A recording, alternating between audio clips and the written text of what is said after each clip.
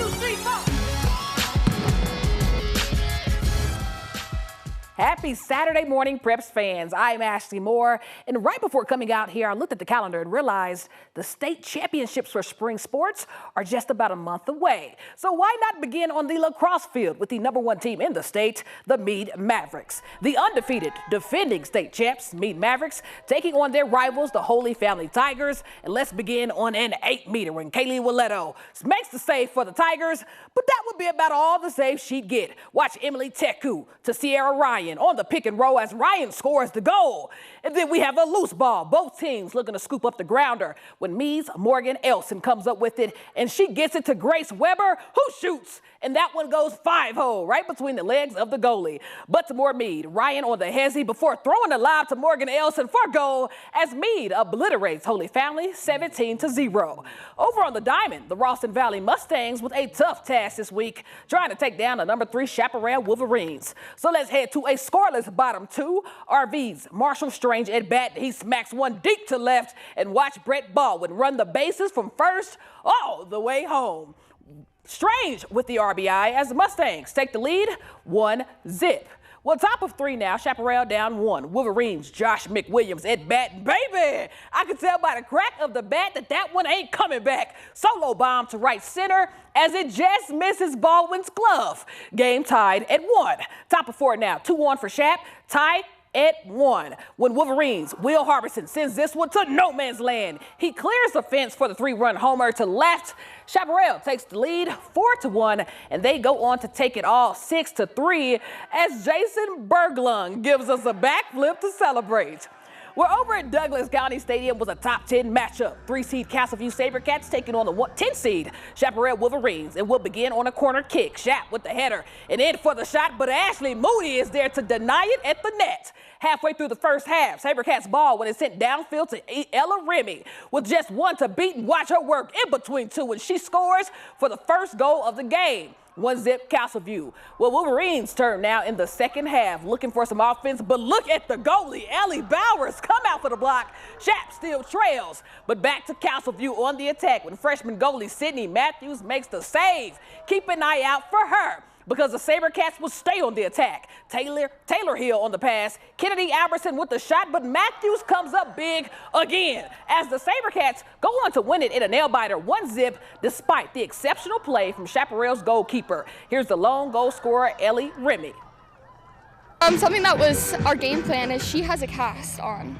Fun fact, she does have a cast. She has one hand in a glove, one hand in a cast.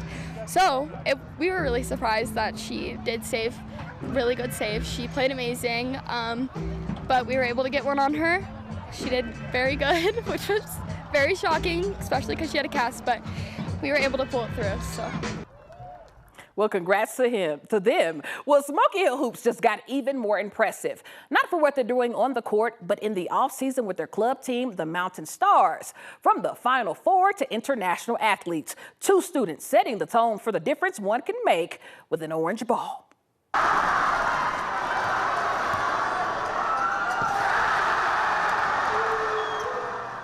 The Smoky Hill Hoopers are now humanitarians, returning from a week-long mission trip in Africa by way of their club team, the Mountain Stars. We raised a whole bunch of money, and then we collected like clothes, shoes to give out to like kids in a local village out there.